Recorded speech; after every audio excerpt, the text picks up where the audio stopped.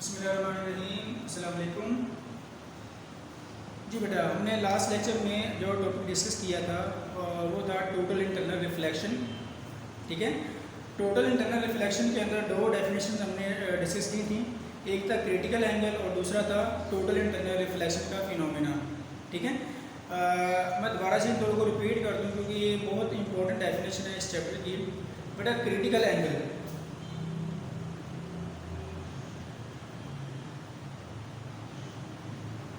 Critical angle मैंने बताया कि एक होती है इंसिडेंट एंगल और दूसरा होता है रिफ्लेक्टेड रे, या इंसिडेंट रे और reflected ray.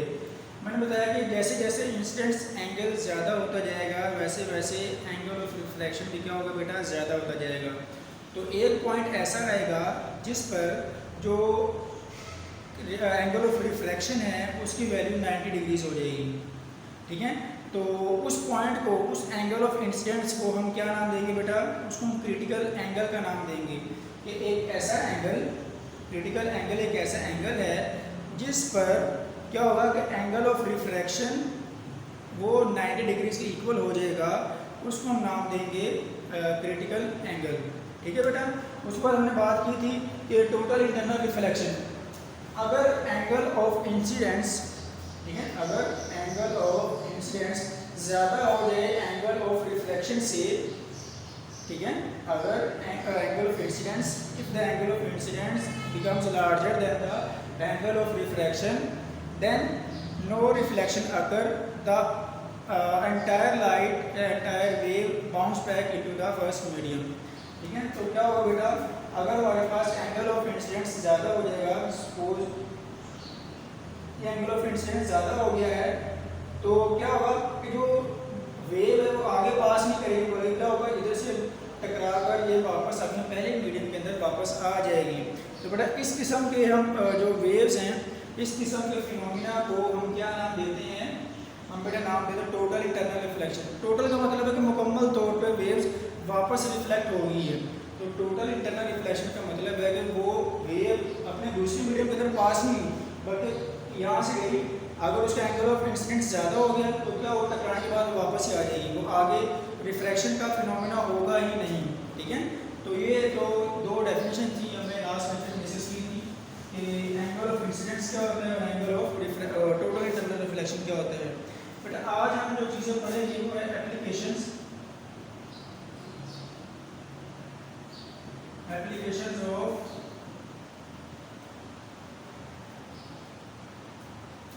Total internal reflection.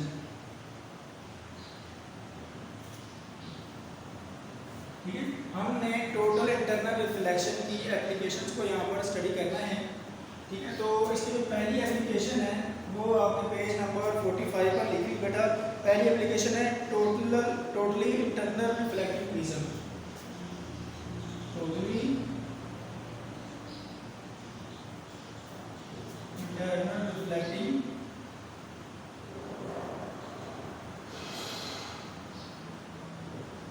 ये बड़ी इसकी पहली एप्लीकेशन है। तो प्रिज्म पहला आपको पता होना चाहिए कि आपने लैब में देखा होगा, प्रिज्म की शेप कुछ इस तरह होती है। ठीक है, ट्रायंगल की शेप होती है, इसके अंदर जो दो फेजेस हैं ये क्या है, ये पॉइंट्स होते हैं, यानी कि इसके अंदर से रिफ्लेक्शन हो सकती है। दूसरी एक साइड क्या होती है, वो कवर होती है, उसके ऊपर कोई लेयर लगाई जाती है।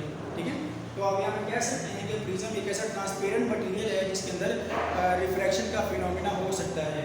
ठीक है, तो यहाँ पर डेफिनेशन कोई ऐसी नहीं, लेकिन इससे उसका आपको पता होना चाहिए कि फिर प्रिज्म होती क्या चीज़ है। ठीक है, अब बेटा जो प्रिज्म है इसको हम मुख्तलिफ जगहों पर इस्तेमाल करते हैं। कुछ प्रिज्म होते हैं जो लाइट को 90 के एंगल में बेंड करते हैं, ये आपको एमसीक्यू भी आ सकता है। और कुछ प्रिज्म ऐसे होते हैं जो लाइट को 180 डिग्रीज पर बेंड कर सकती हैं। ठीक है, कुछ प्रिज्म ऐसे होते हैं जो लाइट को 90 डिग्रीज पर बेंड कर देते हैं, और कुछ प्रिज्म ऐसे हैं जो लाइट को 180 यानी कि टोटली उसे बेंड कर देते हैं। ठीक है बेटा, अब उसके बाद जो इसकी एप्लीकेशंस हैं, प्रिज्म कहाँ का, ये एप्लीकेशन कहाँ में हो सकती हैं, ये कैमरा, बाइनोकुलर्स और पेरिस्कोप, ETC एक्सेट्रा। ठीक है, यानी कि कैमरास, बाइनोकुलर्स, पेरिस्कोप या टेलीस्कोप, इनकी के अंदर ये जो प्रिज्म है टोटली इंटरनल रिफ्लेक्टिव जो प्रिज्म है इसको वहाँ पर यूज़ किया जाता है, ठीक है। अब यहाँ पर देखेंगे जो अक्सर आपने देखा होगा जो समुद्री जहाज़ हैं, सबमरीन्स हैं, उनके अंदर वो एक पाइप से निकाला होता है, उसके अंदर एक शीशा सा लगा होता है, ठीक है। वो बेटा वहाँ पे भी प्रिज्म का यूज़ कर रहे होते हैं। अक्सर आप सोचते होंगे कि यार ये नीचे इस समुद्री जहाज़ में इस सबमरीन के अंदर बैठे हुए हैं और ऊपर से सबको देखी जा रही हैं, तो बेटा ये किसकी वजह से हो रहा है? ये प्रिज्म की वजह से हो रहा है। प्रिज्म उस लाइट को रिफ्लेक्ट करता है और 90 एंगल के ऊपर और बाइट से वो जो व्यू आ रहा है सामने से लाइट को कैप्चर करके इंसानों को वो दिखा सकता है, ठीक है बेटा। अब उसके बाद जो दो चीज़ें डिस्कस करने वाली हैं वो ये है कि सपोज इस जो प्रिज्म है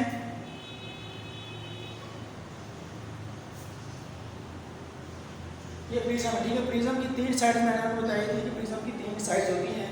इनमें से जो एक है उसका जो एंगल है वो कितना बनता है बेटा? 90 डिग्री का, ठीक है। ये एंगल है ना ये वाला, ये परपेंडिकुलर है तो इसे हम कहेंगे 90 डिग्री पे। सपोज यहाँ पर एक वेव आई, वेव यहाँ से पास में टकराने के बाद क्या नीचे तरफ बेंड होगी। अब इसने क्या किया इस प्रिज्म ने, इस जो वेव है सपोज इसका नाम है वेव नंबर ए, ये वेव इसके अंदर से पास हुई। मैंने पहले बताया था कि प्रिज्म की एक साइड जो वाइट से कवर होती है वहाँ से लाइट पास नहीं होगी।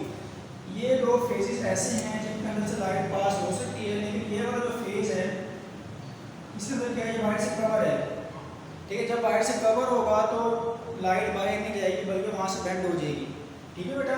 तो लाइट यहाँ से आई तो इस प्रिज्म ने क्या किया, इसे 45 के एंगल पर नीचे से बेंड कर दिया है, ठीक है। सपोज एक दूसरी वेव आई जिसका नाम है बी, वो भी यहाँ से टकराने के बाद वो भी नीचे की तरफ बेंड हो गई है। अब यहाँ पे जो एंगल ऑफ इंसिडेंस है वो कितना बेटा यहाँ पे, वो है 45 डिग्रीज। वो क्या बेटा 45 डिग्रीज। तो इसके बाद जो बात यहाँ पे समझने वाली है वो यही है कि जो एंगल ऑफ इंसिडेंस और एंगल ऑफ रिफ्रैक्शन यहाँ पे कैसा फिनोमेना कर रहे होते हैं। अब जो एंगल ऑफ इंसिडेंस है उसकी वैल्यू बताइए कि उसकी वैल्यू है 45 डिग्रीज।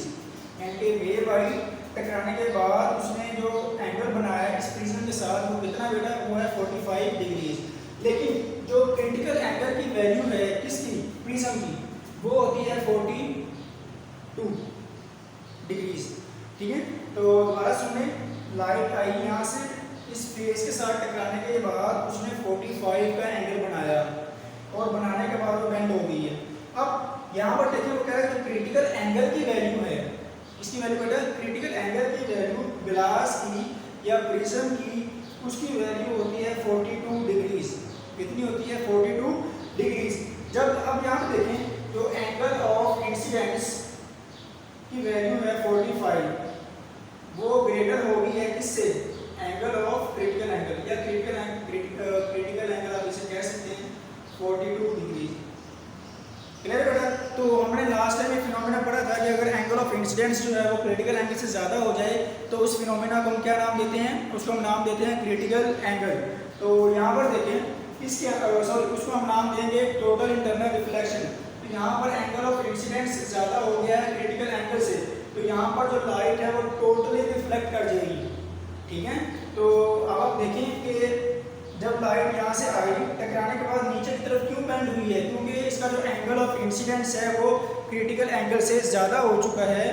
जब angle of incidence critical angle से ज़्यादा हो तब वहाँ पे कौन सा फिनोमेना होगा, वहाँ पर टोटल इंटरनल रिफ्लेक्शन का फिनोमेना होगा। वही फिनोमेना यहाँ पर हुआ है। क्लियर है बेटा? अब यहाँ पर दो बातें हम क्लियर होनी चाहिए कि जो प्रिज्म है अगर वो 90 डिग्रीज पे लाइट को बेंड कर रही है, ठीक है। मैंने आते साथ ही आपको बताया था कि जो प्रिज्म है ये दो तरह के हो सकते हैं। एक प्रिज्म जो है वो लाइट को 90 डिग्रीज पर बेंड करता है और जो दूसरा प्रिज्म है वो लाइट को 180 डिग्रीज पर बेंड करता है। अगर दो प्रिज्म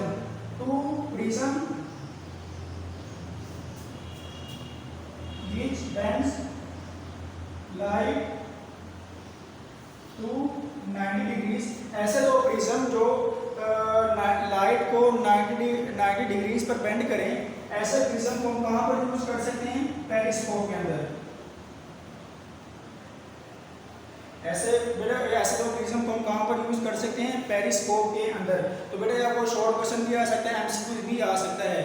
उसके बाद नेक्स्ट वो कह रहा है कि अगर दो प्रिज्म ऐसे हैं जिनकी जो वैल्यू है वो 180 डिग्रीज हो, यानी कि एक तो मैं बात कर लिया कि एक जो प्रिज्म है वो 90 डिग्रीज पर लाइट को बेंड कर रहा है, उसको हमने कहाँ पे यूज कर लिया, पेरिस्कोप के अंदर। अब दूसरा ऐसा प्रिज्म जो लाइट को 180 डिग्रीज पर बेंड करेगा, ऐसा प्रिज्म जो लाइट को 180 डिग्रीज पर बेंड करे, उसको हम कहाँ पर यूज करते हैं, बाइनोकुलर्स। कहाँ पर यूज करते हैं बेटा, बाइनोकुलर्स। ये आपको एमसीक्यूज भी आ सकते हैं कि such a prism which bends the light at 180 degrees is used in, कि वो कहाँ पर इस्तेमाल होता है। तो बेटा बताएंगे कि अगर लाइट को 180 डिग्रीज पर बेंड कर रहा है कोई प्रिज्म, तो वो बाइनोकुलर्स के अंदर यूज होगा। अगर वो दो प्रिज्म ऐसे जो लाइट को 90 डिग्रीज पर बेंड कर रहे हैं, उसको हम कहाँ पर यूज करेंगे, उसको हम बेटा पेरिस्कोप के अंदर यूज करेंगे। तो बेटा ये जैसे एमसीक्यूज या short question point of view से कर लेंगे। अगर लॉन्ग क्वेश्चन आ गया तो एक कंप्लीट पैराग्राफ आपको टोटल इंटरनल रिफ्लेक्शन और रिफ्लेक्टिंग प्रिज्म का आपको पैराग्राफ कंप्लीट लॉन्ग क्वेश्चन में आना चाहिए। ठीक है बेटा। उसके बाद नेक्स्ट है ऑप्टिकल फाइबर, सेकेंड एप्लीकेशन इसकी।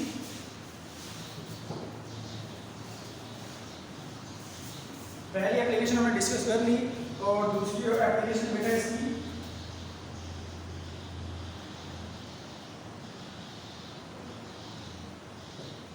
Optical fibres. बेटा ये कंप्लीट सेपरेट से लॉन्ग क्वेश्चन आ सकता है, तो राइट है complete note on optical fibres. तो बेटा यहाँ पर देखिए जो ऑप्टिकल फाइबर है, ऑप्टिकल फाइबर एक जो मेनली इसका यूज है वो टेलीकम्युनिकेशन, यानी जो आप टेलीफोन्स वगैरह यूज करते हैं उनके अंदर जो केबल यूज की जाती है टेलीफोनिक लाइन के अंदर, वो कौन सी होती है बेटा, ऑप्टिकल फाइबर की होती है। ऑप्टिकल फाइबर के अंदर हेयर साइज की, यानी कि जो जितना हमारा हेयर का साइज होता है, बालों का साइज होता है, उस जितने इसके थ्रेड्स लाइक स्ट्रक्चर होते हैं, वाइड्स होती हैं, ठीक है, उनसे मिलकर ये ऑप्टिकल फाइबर्स बनी होती हैं। ये 1000 की स्ट्रक्चर में जो थ्रेड लाइक स्ट्रक्चर हैं, ठीक है, जो जितना हमारे बालों का साइज है, हेयर का साइज है, उतनी जो इसकी एक वायर होती है छोटी सी, उनके कॉम्बिनेशन से, हज़ारों के कॉम्बिनेशन से ही एक वायर बनती है। और उस वायर का नाम क्या बेटा, ऑप्टिकल फाइबर। इसके बहुत सारे एडवांटेज हैं। ऑप्टिकल फाइबर हमारे टेलीकम्युनिकेशन में यूज़ होती है, इसमें सिग्नल बहुत कम लॉस होते हैं, यानी कि अक्सर हम देखा हो कहीं पे सिग्नल प्रॉब्लम बहुत ज़्यादा होते हैं, लेकिन इसके अंदर जो सिग्नल प्रॉब्लम्स है बहुत कम होते हैं। और इसको हम एक जगह से दूसरी जगह पर ज़्यादा लंबे डिस्टेंस पर अगर हमें सिग्नल को ट्रांसमिट करना हो, तब भी हम किसको यूज़ करेंगे, ऑप्टिकल फाइबर को यूज़ करेंगे। अब यहाँ पर जो ऑप्टिकल फाइबर है इसके दो पार्ट्स हैं। सपोज अगर मैं यहाँ पर इसकी स्ट्रक्चर ड्रा करूँ, ये से मैं आपको समझा दूँ। वैसे ये ऑप्टिकल फाइबर है,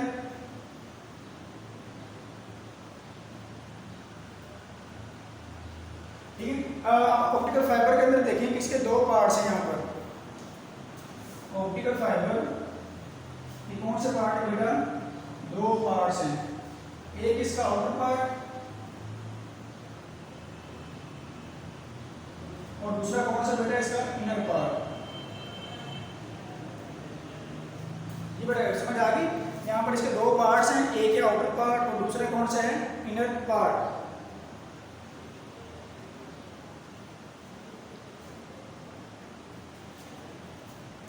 जी बेटा अब देखिए यहाँ पर जो आउटर पार्ट है इसको हम नाम देते हैं क्लेडिंग का। इसका नाम देते हैं बेटा क्लेडिंग का। जो ऑप्टिकल फाइबर का आउटर पार्ट है उसको हमने क्या नाम दिया, क्लेडिंग का। और जो ऑप्टिकल फाइबर का जो इंटरनल पार्ट है, अगर मैं आपको हेडिंग बना के आपको दे दूँ, तो मैं ऑप्टिकल क्लेडिंग। अच्छा बेटा यहाँ पर देखिए इनर पार्ट को हम क्या नाम देते हैं, कोर इंटरनल पार्ट को, ठीक है। और जो आउटर पार्ट है उसको हम क्या नाम देते हैं बेटा, क्लेडिंग।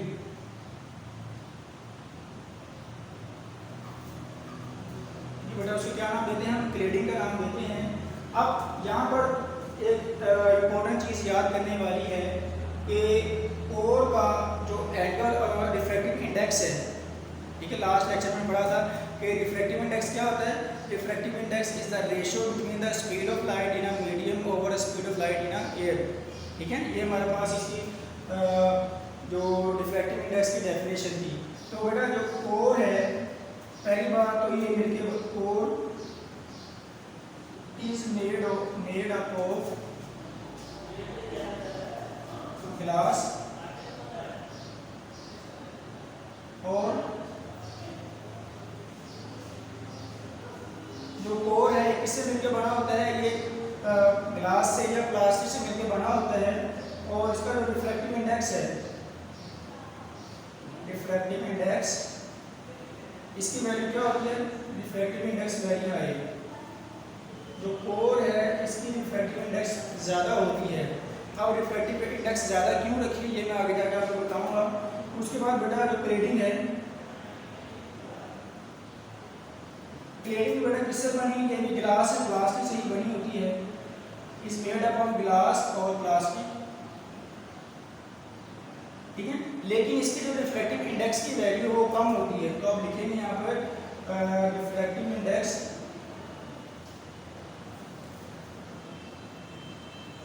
Is low.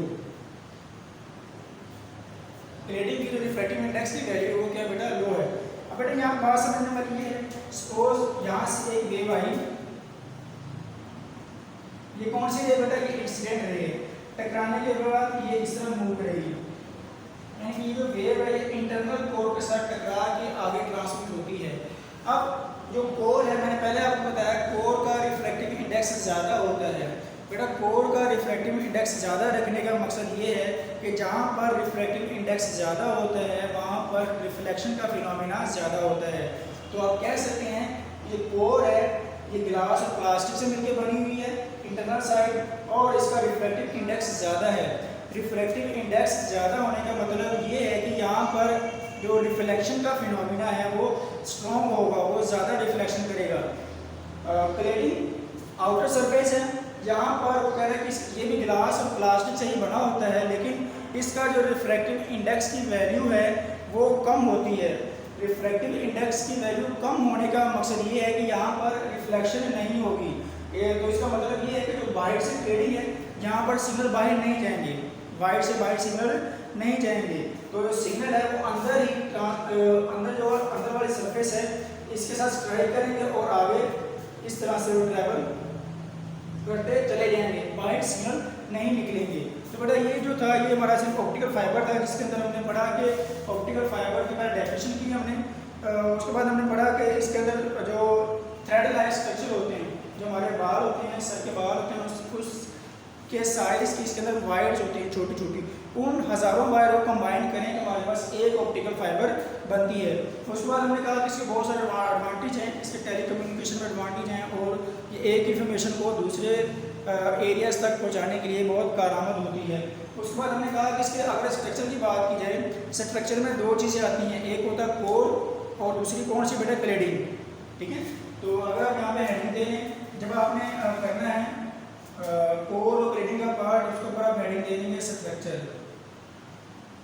कि इसकी स्ट्रक्चर क्या है बेटा। इसके स्ट्रक्चर में दो चीज़ें आती हैं, कोर और क्लेडिंग।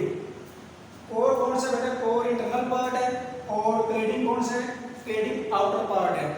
अब जो कोर है ये ग्लास और प्लास्टिक से मिलकर बना होता है और इसका रिफ्रैक्टिव इंडेक्स की वैल्यू बहुत ज़्यादा होती है।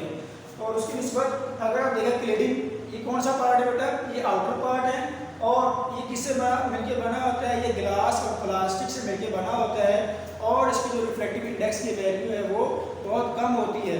फिर हमने बात की कि जो कोर है उसकी रिफ्रैक्टिव इंडेक्स की वैल्यू बहुत ज़्यादा क्यों है, क्योंकि रिफ्रैक्टिव इंडेक्स को हम जनरली कह सकते हैं कि जितनी रिफ्रैक्टिव इंडेक्स किसी ऑब्जेक्ट की ज़्यादा होगी वहाँ पर उसकी जो एंगल ऑफ रिफ्रैक्शन है या वहाँ पर जो रिफ्लेक्शन का जो फिनोमेना है वो उतना ही स्ट्रॉन्ग होता जाएगा। तो आप ये कह सकते हैं कि कोर, अगर कोर की वैल्यू ज़्यादा है इसका मतलब क्या है, कोर ज़्यादा है, इसकी रिफ्रैक्टिव इंडेक्स की वैल्यू ज़्यादा है तो यहाँ पर रिफ्लेक्शन का फिनोमेना ज़्यादा होगा। ठीक है बेटा, इसके लास्ट पैराग्राफ में देखें, डायग्राम्स ऊपर यहाँ पर इसके एडवांटेज लिखे हुए हैं। In Pakistan optical fibre is used in telephones and advance telecommunication system. Now we can listen thousands of phone call without any disturbance. हम जो और मिलाते हैं लेकिन हमें हमारा नंबर ये नहीं होगा कभी किसी रॉन्ग नंबर को जाके मिल गया हो, हमने मिलाना लाहौर हो लेकिन सियालकोट मिल गया हो, ऐसा कभी नहीं हुआ। ठीक है, ये किसकी वजह से बेटा, ये ऑप्टिकल फाइबर की वजह से ही होता है, क्योंकि करेक्ट कनेक्टिविटी आपको कौन प्रोवाइड करता है? Optical fibre. ठीक है बेटा, तो आज हमने जो 2 टॉपिक डिस्कस किए वो इसकी एप्लीकेशन थी, जिसमें हमने टोटल इंटरनल रिफ्लेक्टिंग प्रिज्म और ऑप्टिकल फाइबर दोनों टॉपिक्स को बार से डिस्कस किया है। ऑप्टिकल फाइबर और जो पहला टॉपिक पढ़ा था, एक कंबाइंड लॉन्ग क्वेश्चन भी आ सकता है, और जो ऑप्टिकल फाइबर है ये अलग से सेपरेट से एक लॉन्ग क्वेश्चन आ सकता है। ठीक है, तो आपने इस लॉन्ग क्वेश्चन को अच्छे से अटेम्प्ट करना है। ठीक है बेटा, इंशाल्लाह मुलाकात होगी कल। अगर कोई क्वेश्चन हो बेटा कमेंट्स में पूछ सकते हैं। तब तक के लिए अल्लाह हाफिज़, अपना ख्याल रखिएगा बेटा।